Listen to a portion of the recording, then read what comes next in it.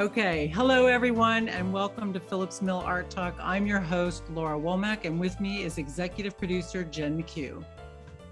Hi, everyone. All right, well, I want to take a couple of minutes at the top here to tell you why this topic is so important to us at Phillips Mill, the art committee. It's actually this very show is one of the reasons I was motivated to start Art Talk with Jen. I think this issue of photographing your art is a critical issue for both artists and for art shows. And as I look to the future of the art world and for Phillips Mill, it's my conviction that this is an area we really need to support the artists, and that is only going to grow.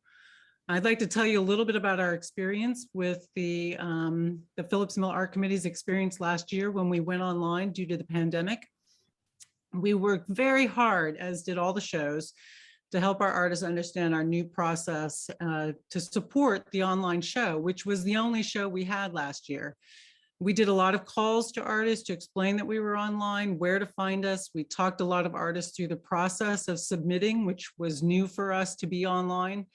And yes, we told some artists over the phone how to photograph their artwork as best we could. We talked to them about keeping their paintings' edges square to the photograph, to take images from 3 angles for their sculpture, things like that. We agonized over glare. And we thought about how important it was for our artists and for us to show collectors the frame that their artwork would be coming in. So we spent a lot of resources on photoshopping submissions so that they would look good in our online gallery. And it was a labor both intensive and expensive, but we did it for a number of reasons. We did it to help our artists display their work to its best advantage. We did it so that we could have a show at all. Since it was online, it was dependent on those photographs. That's important for Phillips Mill as well as the artists. And so that the show would meet the high standards of the Phillips Mill's this year 92-year-old show, and to reflect the effort, skill, and inspiration that our artists put into their work. You work really hard on that. We want our show to look good and reflect that work. So as stressful as it was to organize our first online show during the pandemic, it was a real pleasure to work with the artists, and that experience made my pandemic bearable. So I want to thank you all for that, working with the art committee and working with the artists. But I know that we can't spend that amount of time and money every year correcting photographs, working on them. And yet those photographs are important for all the reasons I stated above. We're permanently online now. The 91st Phillips Mill Art Show made, I don't think it's too grand to say, our worldwide debut last year, since we had viewers in Japan, India, Australia, as well as across the United States. And that's a market we'd like to grow for our artists. And the online submission process, just so you know, it helps us manage the data for the show, like your artist contact information, so we can let you know when the submissions are what the dates are and when the prospectus is up. So that online submission process is important to us just for managing the show. So good photographs are always going to be important for our show going forward, as I know they are for all art shows, almost all of which jury online anyway, which is not something we normally do. We did it for the pandemic, but the artwork, your photographs of your artwork are critical to you as well as to us. And so we have been working on this topic since the beginning of this year. One of our art committee members, Jean Underwood, has researched online resources to help you, and we've had those links up, a link on our website up since we redeveloped it, with YouTube instructional videos and local photography sources. Jen will put that link in the chat. But we also wanted to talk with you directly, and as we're looking around for a guest to be on Art Talk to help us with this topic, we were so delighted to find a collaborator in Jane Ramsey, who has been a regular on the Phillips Mill Art Show for years. She's a plein air watercolorist, as well as a professional illustrator and an art director. And as such, she's very well versed in how to document and archive artwork. I think it shows how important this skill is, that others were also thinking about this topic for a long time. And as it happens, Jane had independently put together a presentation for the Arts and Cultural Council of Bucks County on this very topic. She's a vice president there. And we're very glad that Jane has agreed to share her presentation with us here tonight. So welcome and thank you, Jane. You are muted. Sorry. Thank you, Laura. I'm happy to be here. And I'm also very happy to welcome back to Art Talk our own Donna Lovely, who is a professional photographer and a member of the Phillips Mill Photography Committee. Donna does fine art photography as well as freelance work. She's exhibited and published widely in the US and Europe. Her works are in numerous collections, including the Orlando Museum of Art and the Tampa Museum of Art. And so she obviously knows very well how to photograph basically anything. But it can be especially tricky to photograph artwork, and Donna has prepared tips and examples of how these things can go badly as well. So Donna, I believe you are our first return guest on Art Talk, and we're delighted to welcome you back. Oh, thank you very much. I'm very happy to be back. Always good to hear your voice and to talk with you and see you. Thank you. So, and to the people in the audience, I mean, Jane and Donna have very graciously agreed to put their slides onto the websites of the Arts and Cultural Council and also Phillips Mill.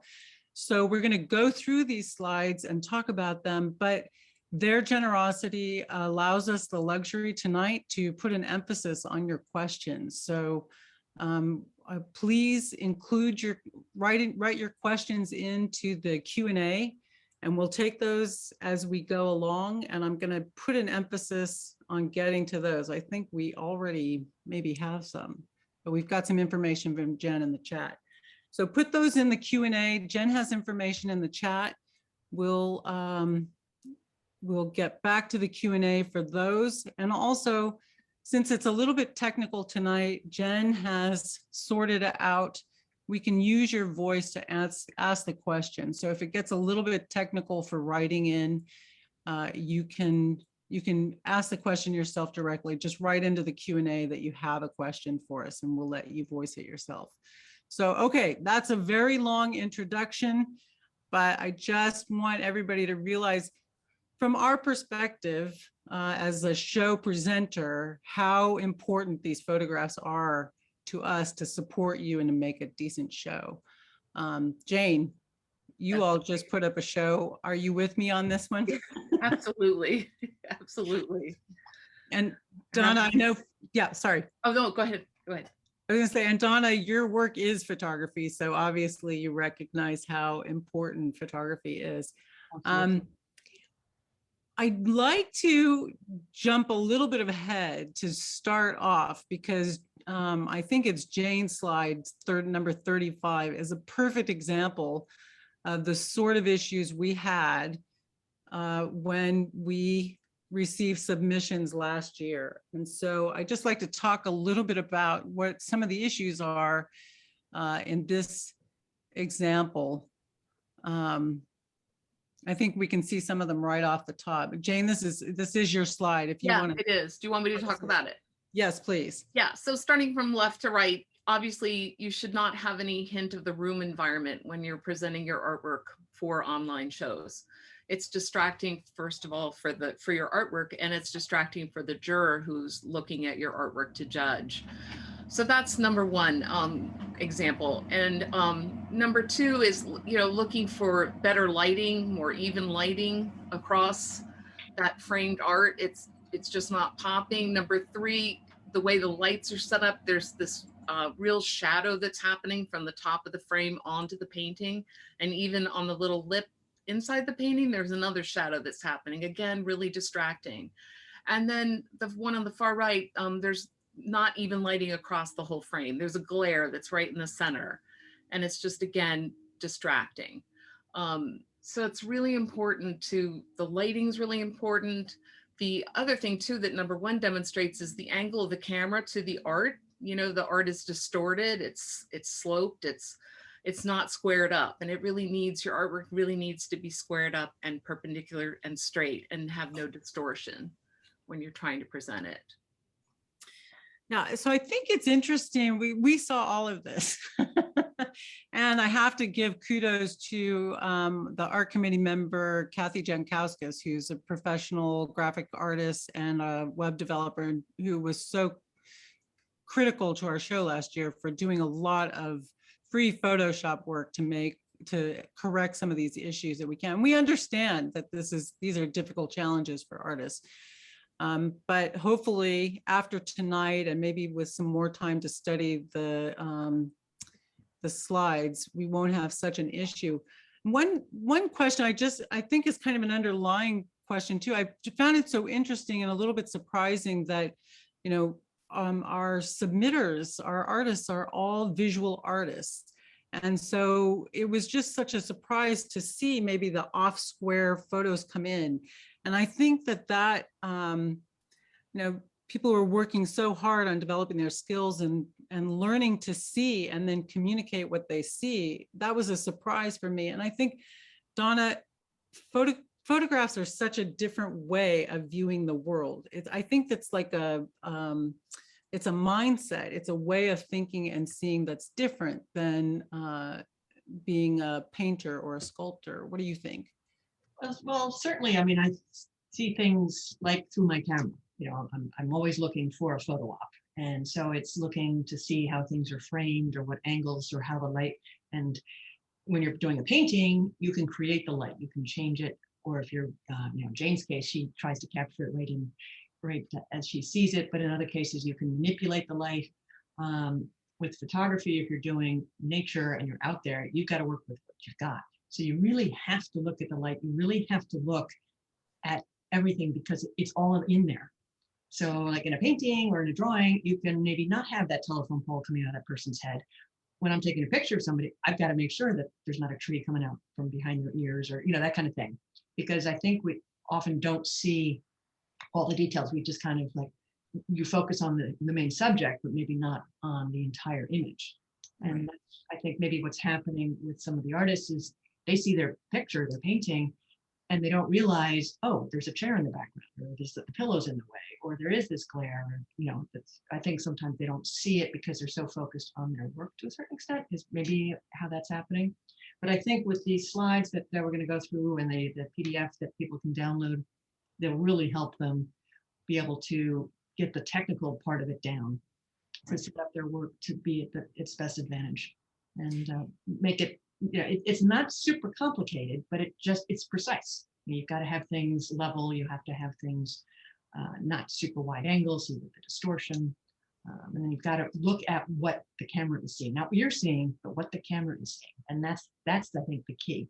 So when you're looking and with digital or with a phone camera, you can see what you've just done. So you can go back and go, uh-oh, you know, there's, you know, the chair head, you know, the back of the chair is peeking out, or everything's a little skewed, or there's this, you know, the hot glare that we saw in some of those examples that Jane had.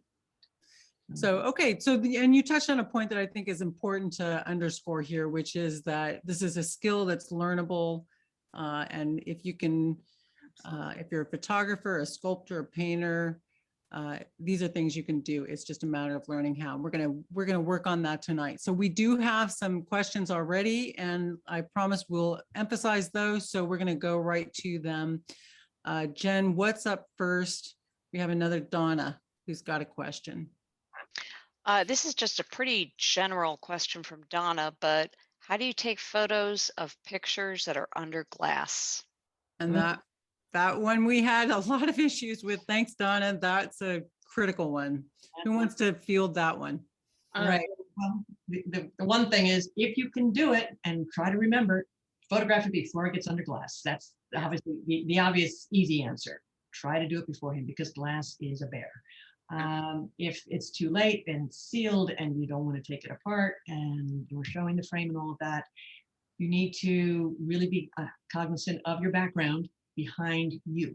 So you've got your camera on the tripod and you've got to be aware of what's going on all around you. So put, if you can get black fabric, a black sheet, that can help, and have it like wrapped around the tripod and wrapped around the back of you. And you can, take hangers with clips and hang it over door frames. I mean, you can kind of get creative on how to set it up. Yeah. Kind of create your own dark background studio can be very helpful.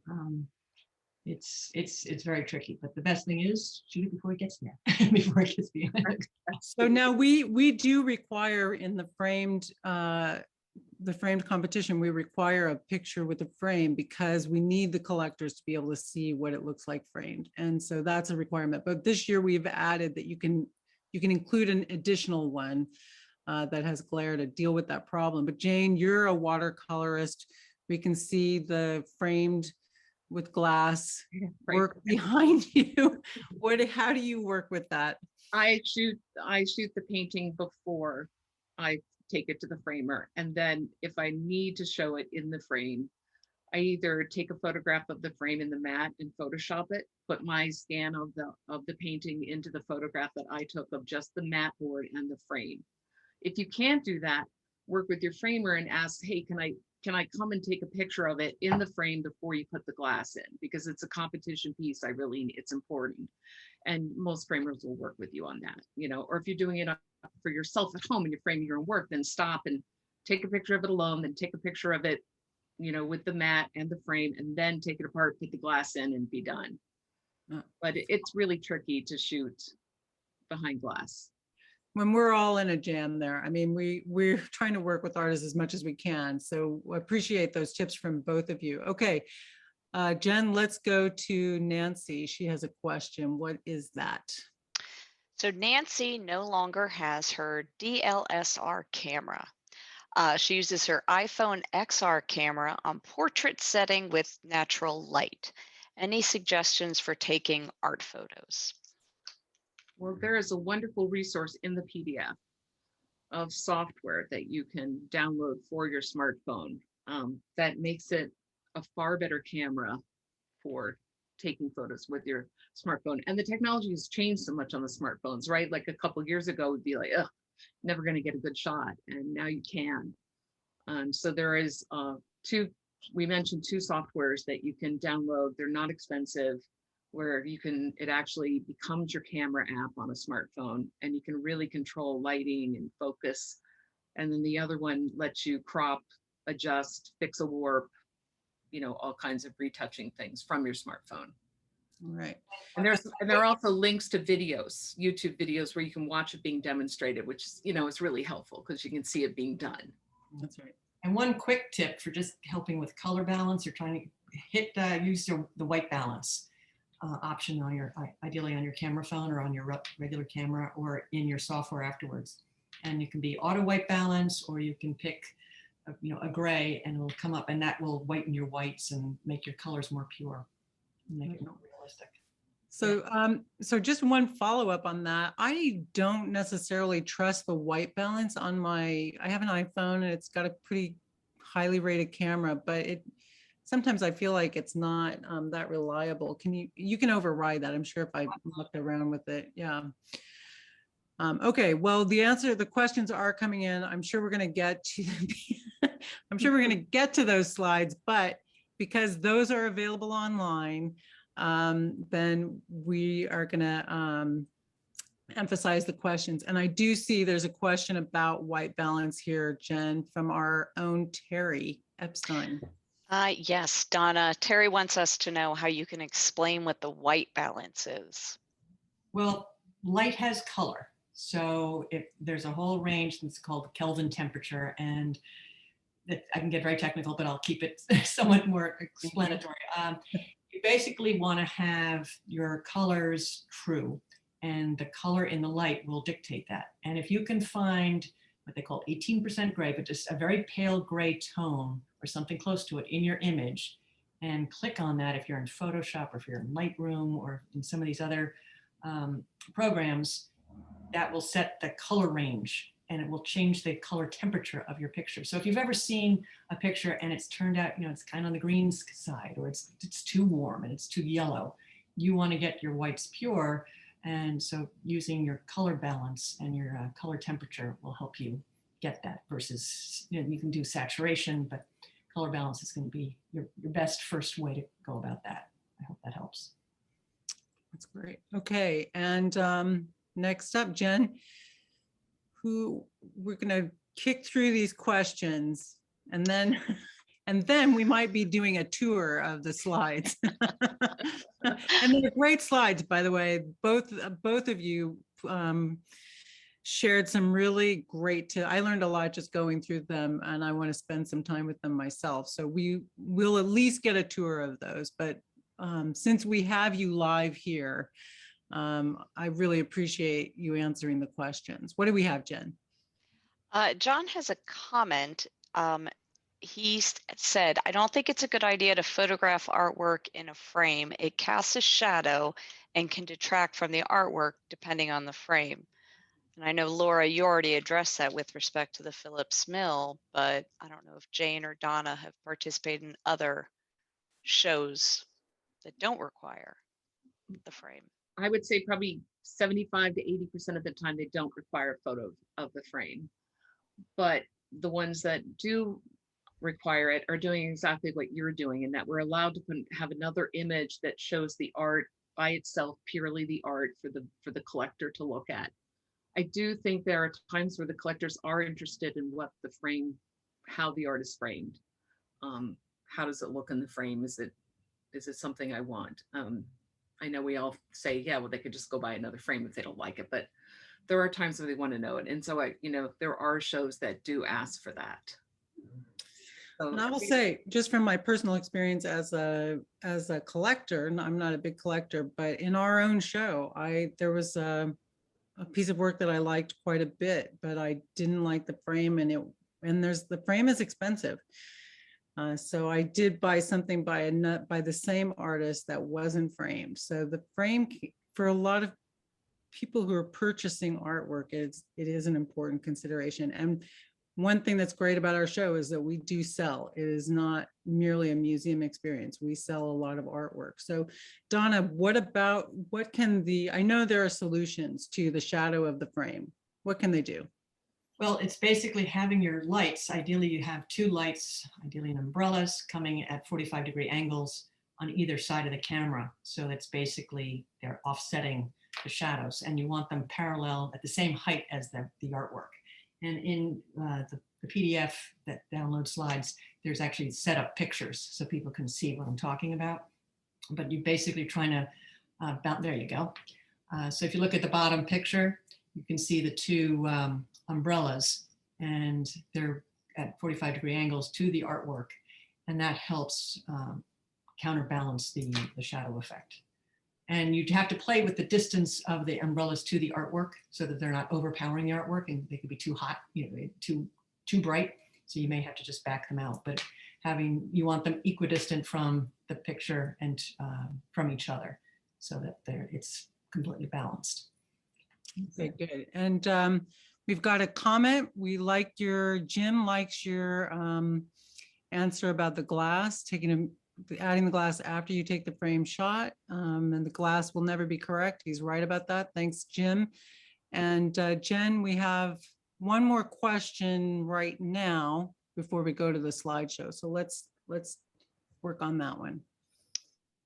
There was a question about what about double polarization in addition to hiding the background?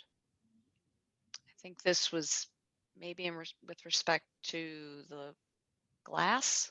Oh, the glass, yeah. Using a polarizer can be somewhat helpful, but it tends to be somewhat limiting. So if, I don't know, I've never actually tried two polarizers on a camera before. I don't own two that are for the same size lens. I've got them for different lenses. So definitely, I'm not sure if that would work, quite frankly, but it's certainly worth trying. I've tried with just one polarizer and it doesn't do enough. Okay, good. All right, we'll keep the questions going. We'll get to those as you see, but let's start in with, let's go right to slide 3. Okay. Shannon is being very nimble, pulling up that slide. relative to the question. Okay, so again, this one is some local resources for using a professional. Let's talk quickly, and then all of this is online. So in the interest of coverage, yeah, and this is all online, so these would be easy for people to look up. And just recently, I should add to there that Josh Woodruff has a business called Pixelmite, and he just opened up his own shop location in Souderton, and he's also doing photographing artwork. So I found out about that after this was prepared, so I want to mention that, and you could Google it and look them up. But you know, I think the most important thing is recognizing the value in what you're trying to shoot, and getting the best shot. And if a piece of art is something you really feel strongly about, that it's a contender for entering for an important show, then by all means, you know, reach out to a professional to do it if you don't feel comfortable tackling it on your own. You know, it's just a make or break thing. You're trying to enter into this competition, you're competing against other people, and the juror has a lot to look at. And you want your photograph to look as great as your art and really truly represent your piece of art. So it's worth the investment at times to go to services like New Hope Photo or Rutherford. I use graphic imaging for shooting my artwork, and you get a digital file, you get a proof where you can look at the color, and you can improve it. And then you end up with a really nice digital file at the end from all of these places. Will supply that. And it's just worth it to make that investment.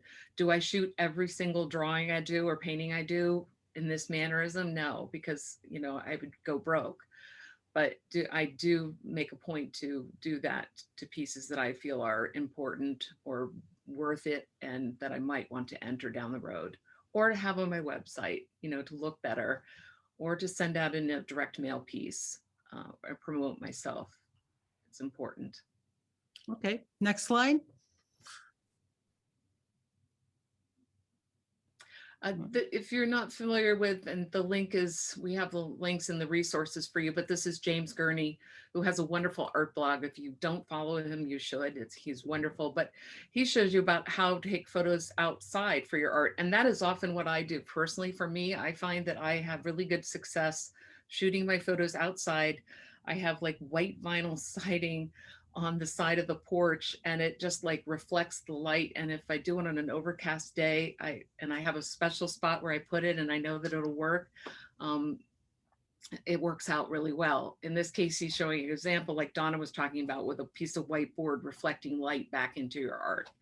So working outdoors is best. I think in everything, the first bullet is the most important thing. It's really important to spend time up front figuring out what works for you, what works for your camera, what works for your artwork, what works for your setup. Maybe your paintings are heavily like impasto texture, so what you do isn't going to work for, you know, what I do for watercolors isn't going to be the same thing. So it's so important to put the time in ahead of time to really experiment and come up with a solution that works for you, and not doing it like 24 hours before the deadline of the show.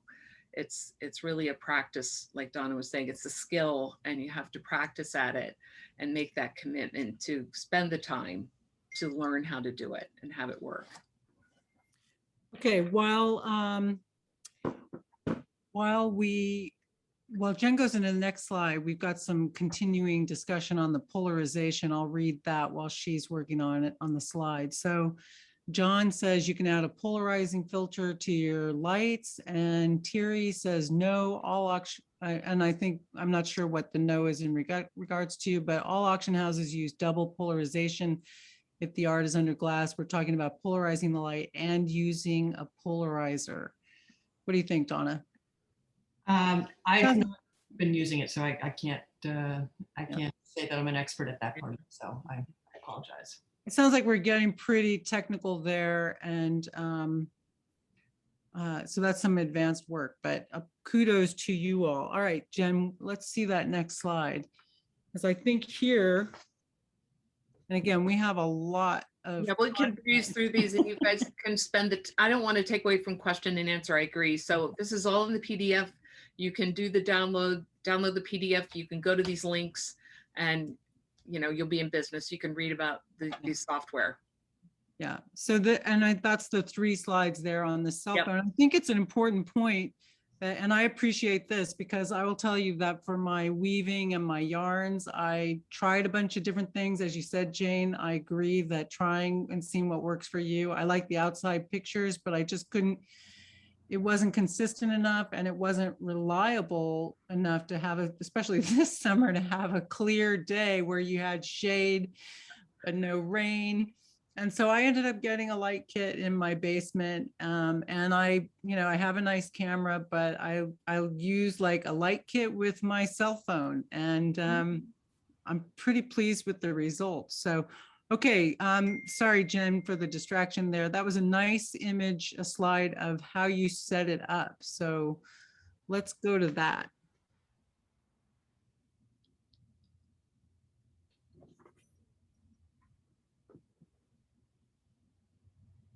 So one of the key things here is having your camera and the artwork completely parallel to each other.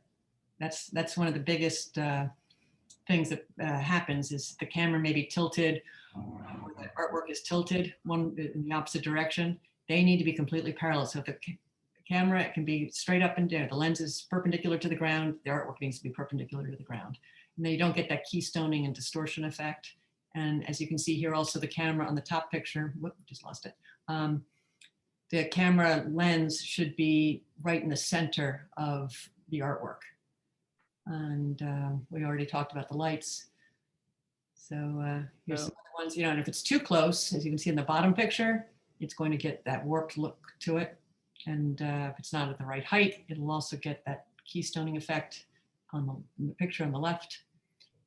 So those are just basic setup rules, no matter where you're doing your picture, that they just are even. And you can utilize a level. If you don't have a level in your camera, some cameras do have that, and where you can actually have a level to see that your camera is straight up and down, and then you have to maybe put a level on top of your artwork. If you're doing something that can be leveled, that helps so that everything is nice and squared up. I love this slide because it really shows why these are the wrong configurations. So that's really helpful for visual learners like me. Yeah. Okay, we do have a question that is a critical one for our show and a really important area to explore. Jen, what does Joy have to ask? Joy wants to know, what about photographing sculptures? Yeah. So a little background for the Phillips Mill show. Anyway, we ask for 3 photographs of sculpture. So we want to see, we're doing our best to try to represent a 3-dimensional object. So the 3 pictures, and sometimes the way some of the software works, those images get fixed together, although we've been working on that. So Donna, what are some tips for 3-dimensional artwork photography? Well, the first is having the mindset, think of it as a triptych. Think of it as 3 cohesive images that'll show your work to the best light. So you want to play with a consistent background, whether it's white or black or whatever color that's appropriate, but try to keep it consistent. So think about, again, no distracting backgrounds like we talked about for other artwork too. It's really important for sculpture because the background is kind of, will be seen. You can't crop that out completely. And then play with your angles, whether it's straight at the piece, from above, from below, sideways, and see which way shows it to its best advantage, shows it, that makes, that gives it the modeling you want. And then getting that lighting, again, bouncing light using cardboard, the whiteboard you can use to bounce light into a piece, but it could whiten and lighten the background for you too. We had a sample of somebody sent some pictures, and if you lighten the background, it made all the difference in the world. And some of that can be helped by doing it while you're shooting, and then some of it can be done post-process too. You can do it when you're shooting. That's always the easiest versus having to go and work on it with software. But that's why there is software if you need to go that route. And I know, Donna, you did some work on our attendees' sculpture photography. Before we take a closer look at that, Jane, did you have something to add about photographing sculpture?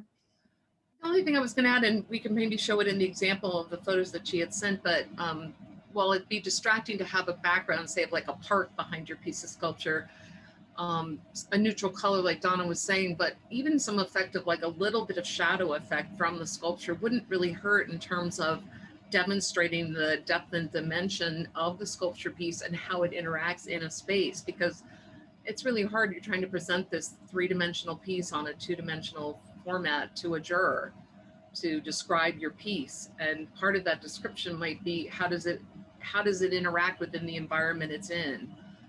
So not, there might, and again, it's going to depend on the sculpture and the piece of art, but a little bit of shadow play might not be bad if it was handled and done really subtly. Okay, so let's take a look. We've got from, and I apologize for the pronunciation of the name. I do not know how to say it. And she can't write and help me. If she wants to, she can come on and tell us, but I'm gonna guess Antje. Donna, you did some work on some photos she sent us ahead, and I'm dying to see that. Okay, so can I share my screen, Jen? All right, here is the piece that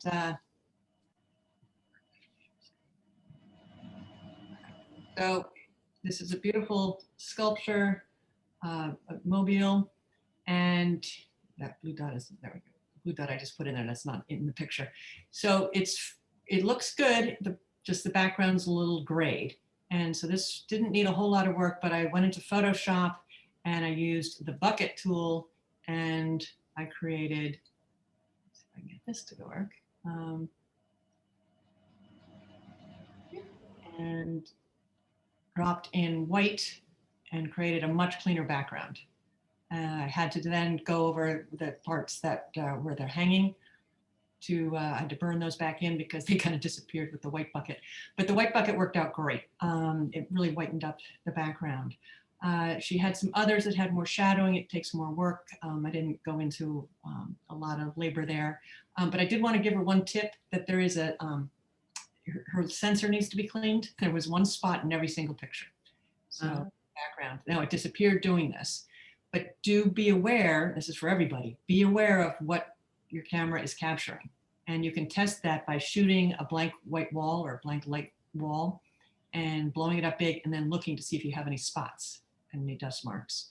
And so you may have to either, if you can clean it yourself with a blower or your camera has a cleaning system, or sometimes you have to get it done professionally. New York Camera and Video will clean it for you. There's cleaning kits if you really want to do it yourself. So as far as her questions, like how can I remove shadows? I think some shadowing is good. These two need to be separated, the two pieces, I think. Looks like there's one, but I think they're separate. And then you need to play with, I suggest playing with this so that you show the separation, show different angles. That's where the three pictures come in. Donna, I think you worked with her. She had an interesting picture that had the shadows in it. And we were talking, Jen, you and I were talking beforehand about how interesting it can be to leave those in. Jane touched on that a moment ago. Yeah, I don't know if you have that or if Jen has it, or maybe we can't share it. I don't know. But Jane, maybe you can talk about, you were talking about it a little bit before about how that gives this is an example here. Yeah, Where it shows just a little bit of the effect. You know, in this case, if I was presenting this, I would definitely crop in on this. I think it's too much background to sculpture. It's like diminishing it a little bit. So cropping is really important. But I like the little bit of shadow play that's happening there because it alludes, you know, what would happen if this was being seen three-dimensionally by a juror. And the whole point of photographing your work is trying to tell the story of your work. And in the case of sculpture would be telling the story of its physical being, but also it's the way it lives in a room or the way it lives in an environment. That's a great point for sculpture. Did you do things to this, Donna? No, I did not. Okay.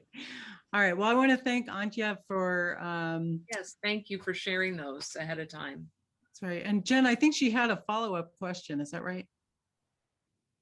She did, and this is, I know, one we've seen. What about a large sculpture that is in a garden? How do you deal with that? I guess again, there is showing it to its best advantage, and that the environment is part of the piece to a certain extent at that point. Just like a picture being in a frame, it becomes kind of part of the piece. So but I would make sure that the piece is the dominating part of the photograph, just like Jane's point there with that last Right. picture. You don't want the background to overtake the object. And then shooting it from different angles, and an overcast day is probably your best bet because you'll have more even lighting. If you shoot on a bright sunny day, you'll have heavy shadows and probably more glare if there's anything shiny on it. So overcast is like a big soft umbrella, a light umbrella. Yeah. That would be your best timing if you have a choice. Yeah, that's a good point. I was thinking even visiting it different times of the day. Mm-hmm. You know, see it, how does it look in the morning to the middle of the day to the evening? And depending on how large it is, can somebody help you by bringing literally umbrellas to put it into shade if you need to, or big pieces of board, cardboard or something to create the shade if you're just stuck and you've got to do it at a time when it's going to be sunny, and then you just get that even lighting. But it's the overcast day is nature's gift if you can use it. And I love that idea of different times of day. If it's lit at night, that is a great alternative view, as you say, for both the jurors when the jurying is online and for the collector. I think the sculptures are out tonight, which is wonderful. We're glad to have you here. Again, apologies for the pronunciation, but Jen, I think Kylene has another question for sculpture. Yes, she wanted to know if you can offer any advice on how to compose detail shots of sculpture. Well, I guess it's the matter of really having a composition out of that detail. Make sure it's telling enough of a story being on its own versus just having, if it's not connected.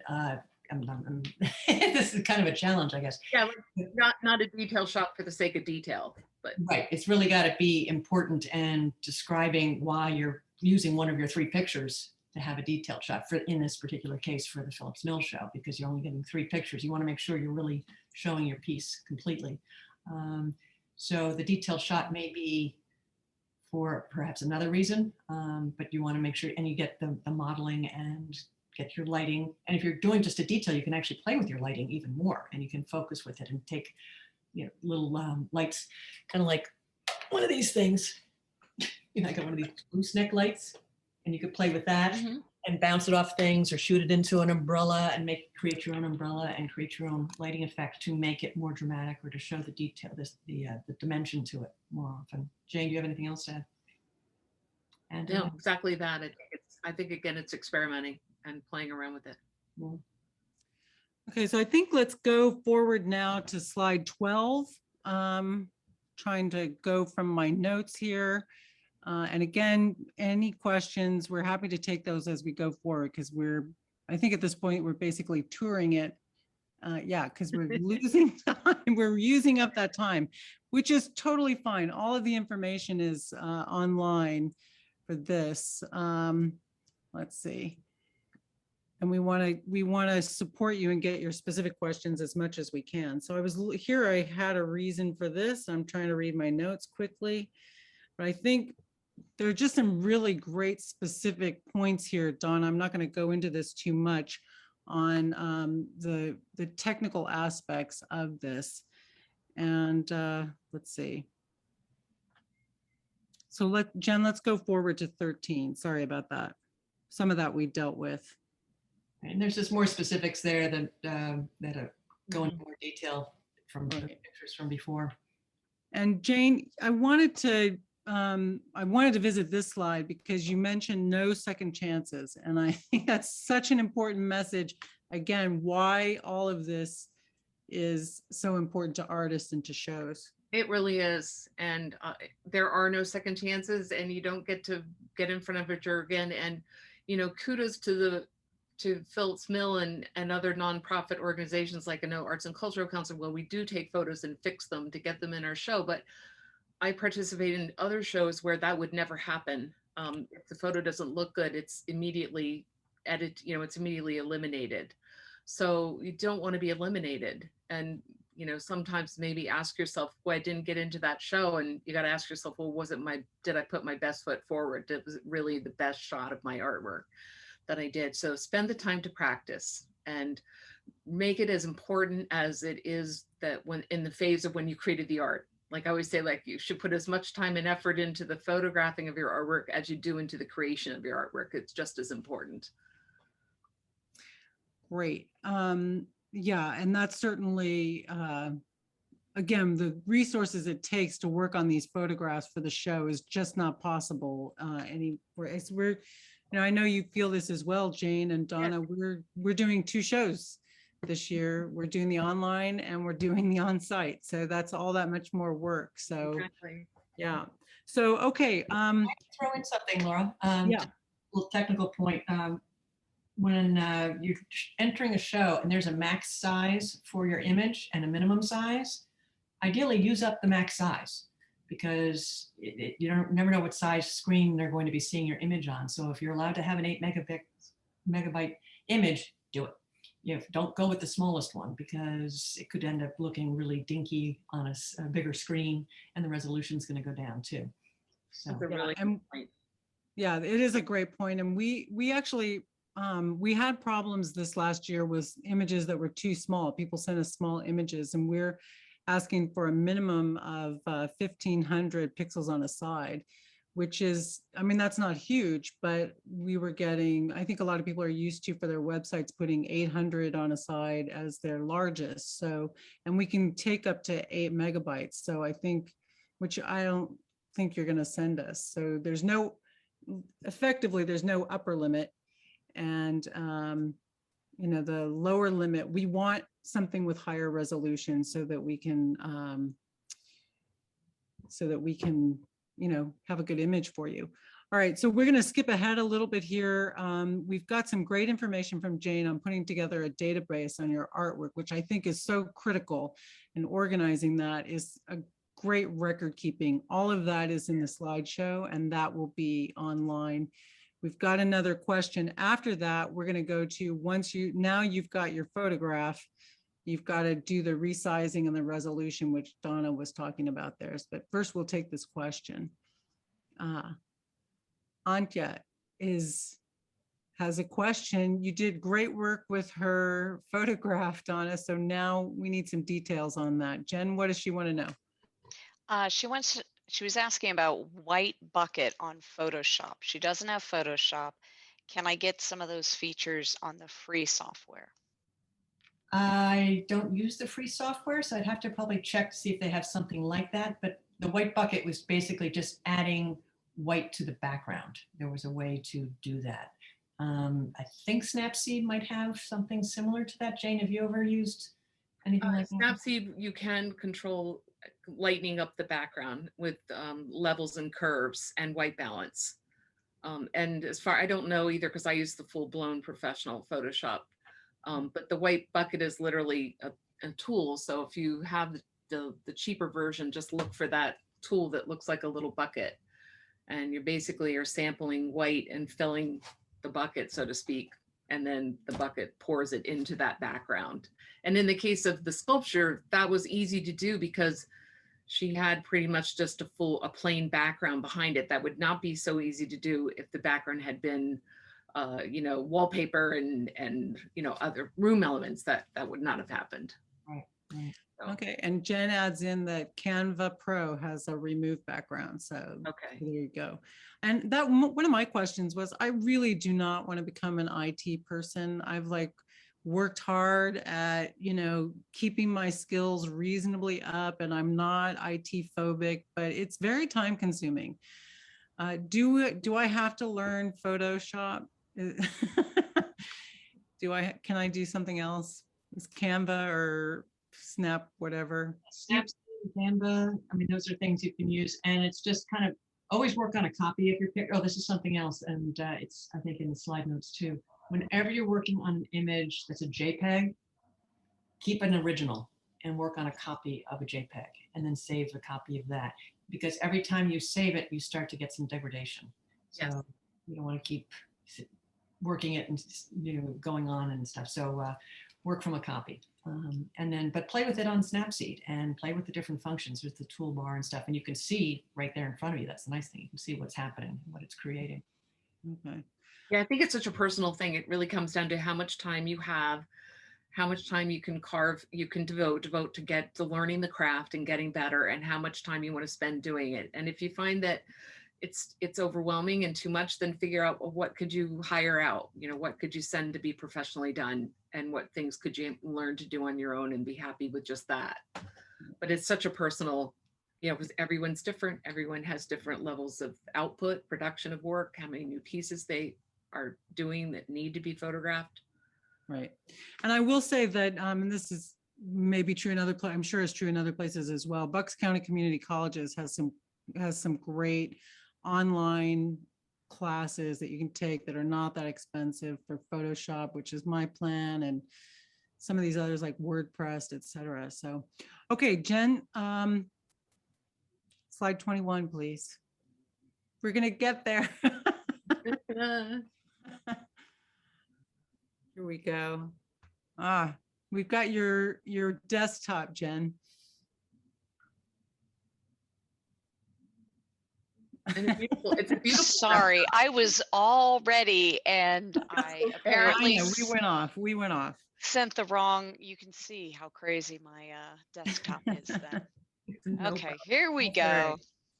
right. Okay, so So this is my sort of take on all of this, is that, the digital world is here to stay. Digital online entries are here. They're not going to go away.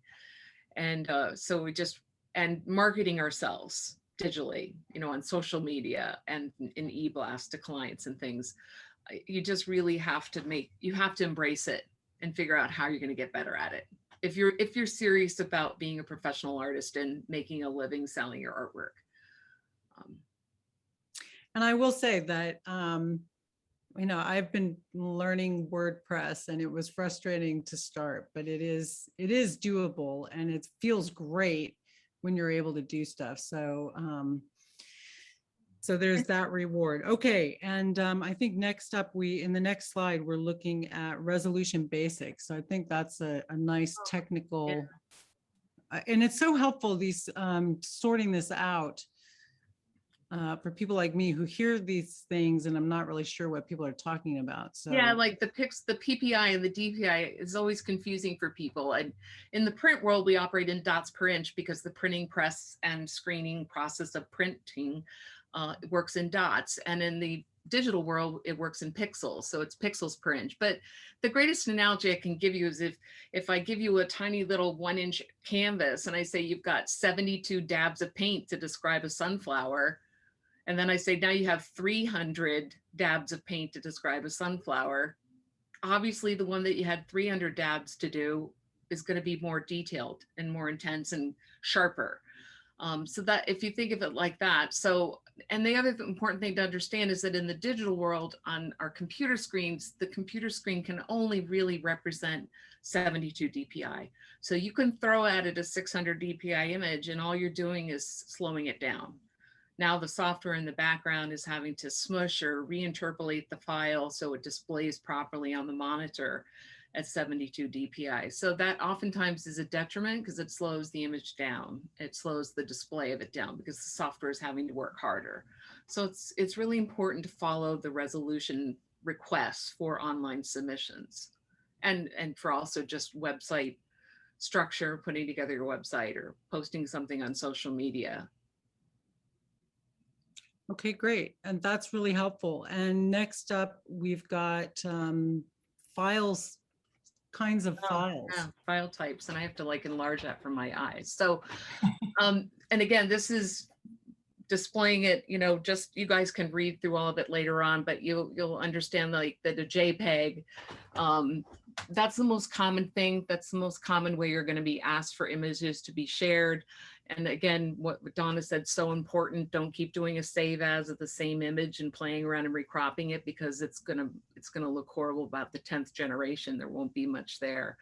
A PNG is a portable network graphic, and that's often used like in websites, especially for things in that a PNG can have a transparent background, so a logo can lay on top of a photo, things like that. You're not going to be asked for that in submissions.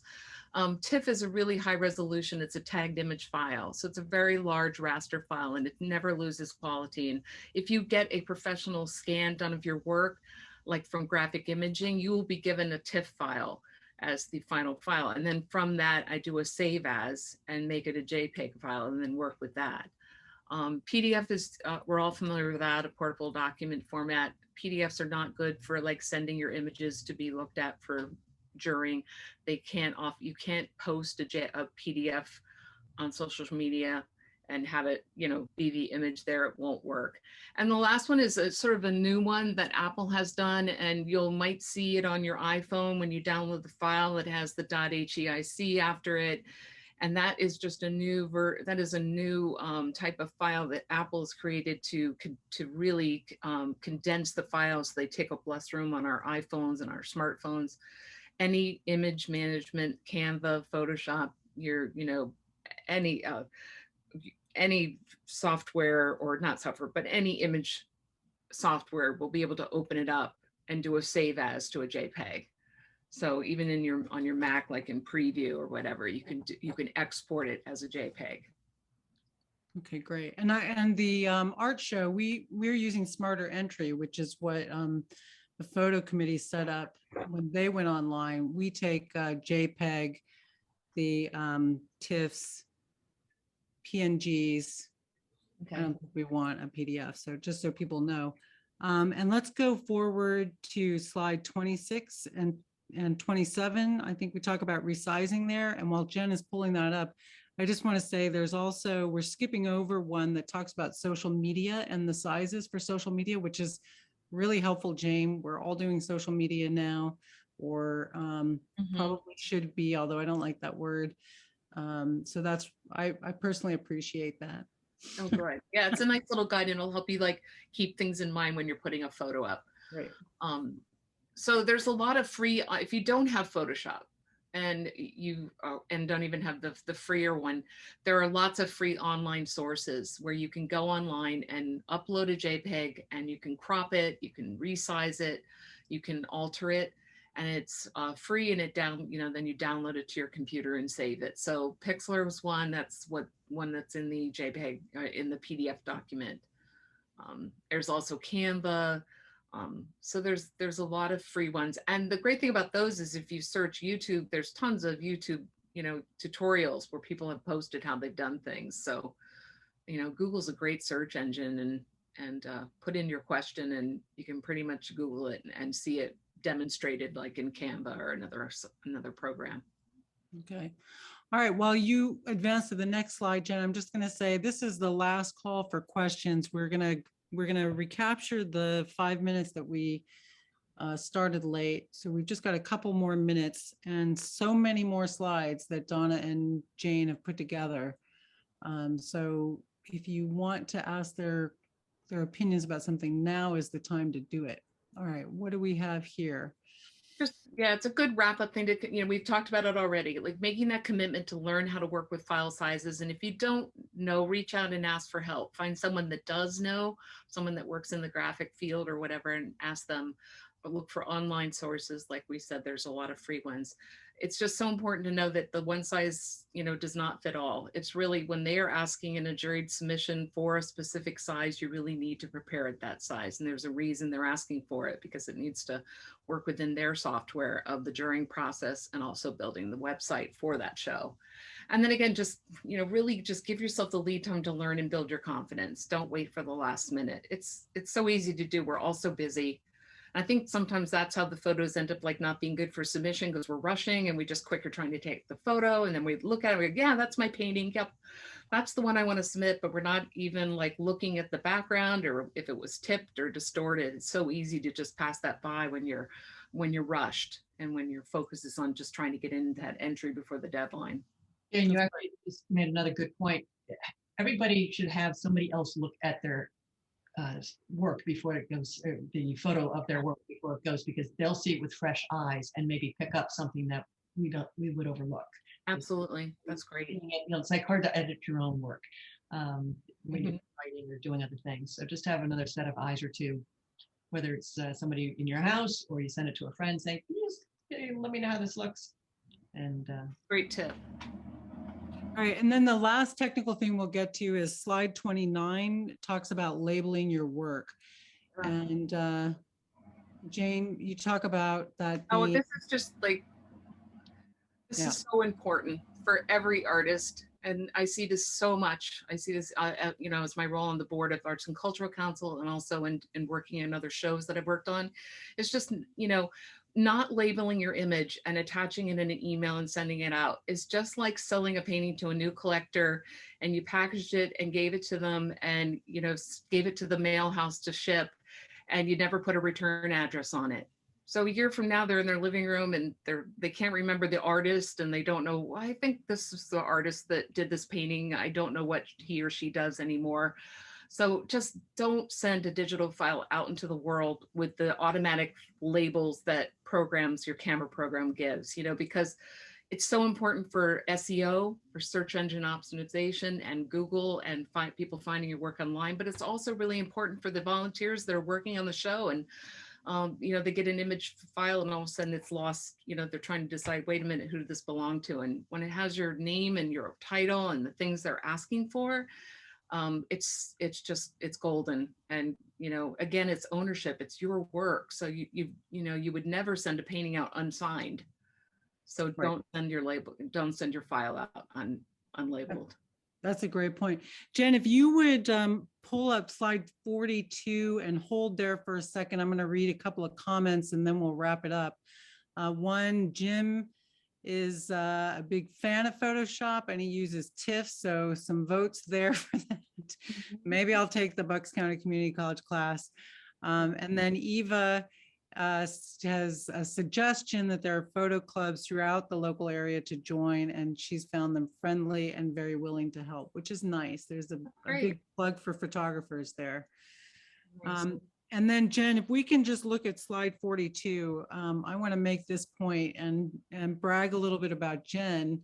To go online last year, we really wanted to support the show and drive traffic to the online show. And this kind of taking either photographs or videos of your work, you know, we were desperate for this sort of thing, and we really worked hard for this kind of content for our social media to drive interest to the show. And so I know there are a lot, I'm sure, Jane, I know you at the Arts and Cultural Council probably feel the same way. And this is like where, when we talk about the photos and photographing your work, there's different audiences. And for the juror, obviously it has to be more pristine and it has to be just your artwork because it's being judged on your artwork. But for people looking at your artwork and trying to get a glimpse into our world as an artist, photos like this let people into your world, let people see your process, let people see how you set up. And these kinds of photos are really, really so important for good social media, for good reach, for good engagement, because of the kind of photos that make people stop as they're scrolling and go, oh, what is that? Or where is that? Or what is that set up? As opposed to if you're just scrolling on social media and all you see are perfectly framed, cropped images of paintings, you know, people just go by them unless something really jumps out. So it's so important to be able to have these for shows when they're asking for promo images, but also for yourself, for your own social media accounts, for your own website. Oh, great. So Donna, last thoughts? Just capture images of your work as you're doing it, as Jane was saying, photograph it before it hits the glass. Do try the black sheet method, and you can, you know, even if you can sacrifice the black sheet, cut a hole in it and have your camera just coming out, that will help with the glare big time. And if you can use the two lights, the light kits aren't really expensive if you're going to do this a lot, or if you're in an area where you can set up. Some people have a good spot in their house where they've got nice even lighting. But take your time, be selective with what you're doing, be really critical of what you're doing when you see it. When it's done, make sure you're looking at the background, making sure that your lens is clean, making sure that there's no schmutz in your picture or going on. Always good. Yeah, and ask somebody else to take a peek at it too, to give you a little feedback. Okay. And good All luck. right. Thank you for that. So John adds that Scott Kelby has a series of books that make learning Photoshop a lot less painful. So a personal thank you to him.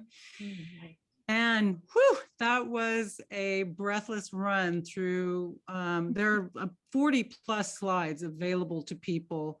So there's a lot of content. We just scraped the surface of it here. Very sincere thanks and kudos to Jane Ramsey and Donna Lovely for sharing that and putting that together for us. You're welcome. Welcome. Thank you. Thanks for having us. We'll be thinking of, all of us will be thinking about more ways to support artists for the Arts and Cultural Council of Bucks County and for Phillips Mill, both the photo exhibit and the art exhibit. That's what we care about and what we're about. So let's see. We do have another collaboration coming up in the fall with Arts and Cultural Council of Bucks County. Jane Ramsey and the Mills Jean Underwood are working on an art of marketing program that focuses on writing an artist statement, which I think is wonderful. That's coming up in the fall. Thank you again for that, Jane Ramsey. Thank you for coming back, Donna Lovely. You're both welcome back anytime. I just want to say that Donna Lovely is should be having a show at the Bank of Princeton in Lambertville coming up October 15th through November 15th.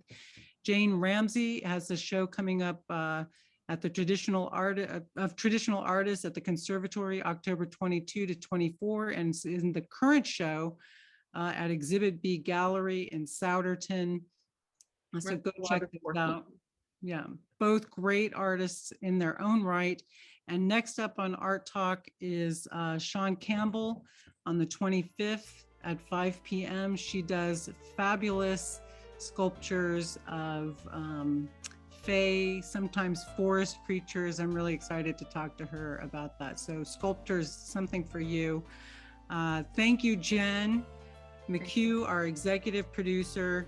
And thank you all for your patience tonight. And we look forward to seeing photographs of your artwork. Good night.